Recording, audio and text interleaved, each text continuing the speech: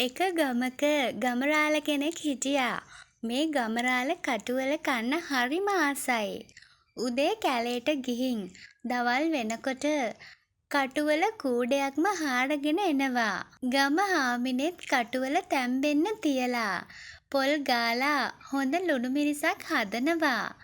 කටුවල තැම්බුනහම වට්ටියකට හලනවා. හැබැයි ඔක්කොම අල ටික වැටෙන්නේ නැහැ. අල ටිකක් රොස් වෙලා හට්ටියෙම ඉතුරු වෙනවා. කූඩයකින්ම තිබුණේ මෙච්චරද කියලා ගමරාල අහනකොට මුල් වලටයි පොතු වලටයි ගියාම ඔච්චර තමයි කියලා ගමහාමිනේ බුම්ම ගන්නවා. ගමහාමිනේත් කටුවල කන්න ගොඩක් ආසයි. ඒක හින්දා හිතලම අල ටිකක් රොස් වෙන්න තියනවා. ගමරාලත් කොහොම හරි හොරේ දැනගත්තා. එක දවසක්දා ගමහාමිනේට හොරෙන් හට්ටිය පතුලේ පොල් තෙල් ගාලා තිව්වා.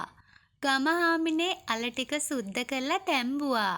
තම්බපු අල ටික වට්ටියකට හලනකොට අල ඔක්කොම වට්ටියට හැලුණා. ගමරාලයි ගමහාමිනේ කටුවල කන්න පටන් ගත්තා. අනේ ඔයාගේ තාත්තා අන්තරා වුණේ කොහොමද කියලා ගමහාමිනේ අල කන ගමන් කතාව පටන් ගත්තා. අපේ පවුලේ ගොඩක් හිටියා. තාත්තා ජීවත් වෙන්න බැරිම තැන හේනක් කොටන්ඩ වන්නියකට ගියා.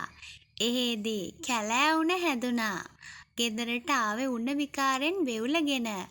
අන්තිමටම බේරගන්න බැරි වුණා කියලා ගමරාල කඳුළු පිහදාගෙන බලනකොට කටුවල වට්ටියෙන් හුඟ හරියක් ඉවරයි. මාත් හොඳ වැඩක් කරන්නම් කියලා හිතලා ගමරාලත් ඇහුවා ඔහෙලගේ තාත්තා මැරුණේ කොහොමද කියලා.